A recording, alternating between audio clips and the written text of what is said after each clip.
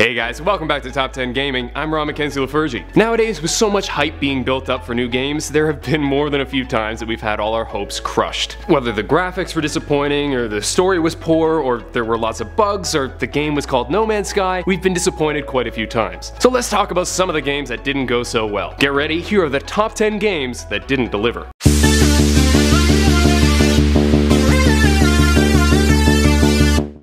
Number 10, Red Steel. I feel like there are a lot of early Wii games that could fit this list, especially the FPS games, given how frickin' impossible it was to aim properly. However, I think Red Steel takes the cake on this one, because it had still more issues than the standard crappy motion controls. Fans were looking forward to this game. It promised a cool storyline and nice graphics, not to mention the exciting motion capture. But to turn to the side, you needed to drag the screen across, then aim, then attack, then drag the screen back over, aim, attack. It was tedious and incredibly frustrating. Red Steel 2 was better though. Number 9, The Order 1886. Now, before I talk about how disappointing the game was, I should note that the graphics were pretty awesome, but the game itself definitely didn't live up to expectations. When fans heard that a game was coming out where you used cool advanced weapons in Victorian England, we were pretty psyched. Then when fans started actually playing the game, they learned that it was kind of boring. The cutscenes were super long. This was likely to show off the graphics, but they were just way too long. Plus the fighting itself was kinda lame, full of quick-time events that many people aren't fans of. As with some other items on this list, the game was fine,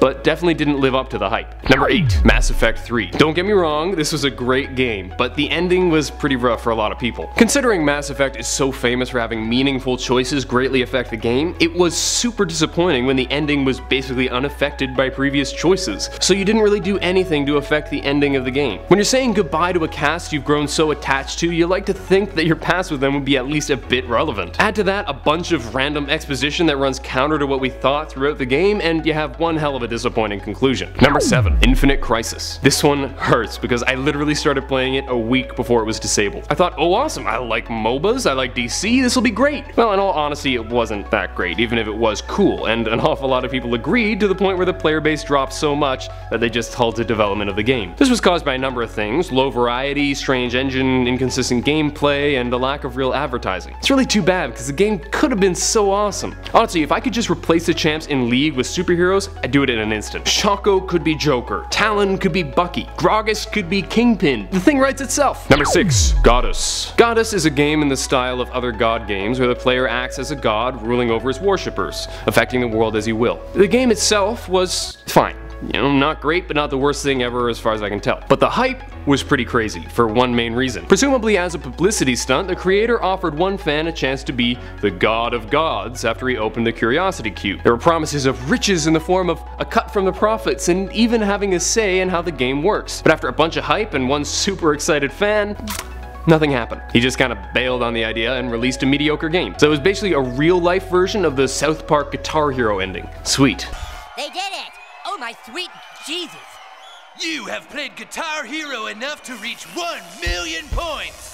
Congratulations! Number 5, For Honor. For Honor was hyped so much for being a medieval fighting game with especially realistic weapon combat. Unfortunately, soon after its release, it was hit with a huge drop in player base, losing 95% of its player base in a matter of months. It was plagued with connection and performance issues, making players pretty frustrated, and many were disappointed that the combat system was a bit too rock, paper, scissors-y for their liking. It's really too bad because it looked amazing, and it still is a pretty decent game, but it definitely did not deliver what the fans were hoping for. Number 4, Halo the Master Chief Collection. Some of you may know about Ryan, an editor here at Top 10 Gaming. When I told him I was making this list, he immediately said, oh my god, you have to put the Master Chief Collection in. And my goodness, was he right. 343's Master Chief Collection was released with so many issues, making it basically impossible to play multiplayer. But hey, mistakes happen. I'm sure they'll fix it soon, right? Well, it was released in 2014, and it's currently 2017, and it still hasn't been fixed. So it doesn't look like it'll ever be. A Halo game with no multiplayer is like having a day off without internet access. What's the point? Number 3, Heavy Rain. This one is kind of a running gag here at the office and has sprung quite a few memes since its release. The thing with Heavy Rain is it's pretty lousy. It has its strengths, sure, but like the voice acting is even worse than that of Two Worlds, and that is saying something.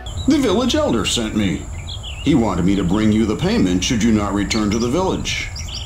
And why should I not go back there, pray? Man, that was the first RPG I ever played, so there will always be a place in my heart for it, but the voice acting was just atrocious. But that's not all. Heavy Rain is also full of plot holes, the graphics weren't the best, and worst of all, press X to Jason. Jason. You got me searching high and low. My heart is racing.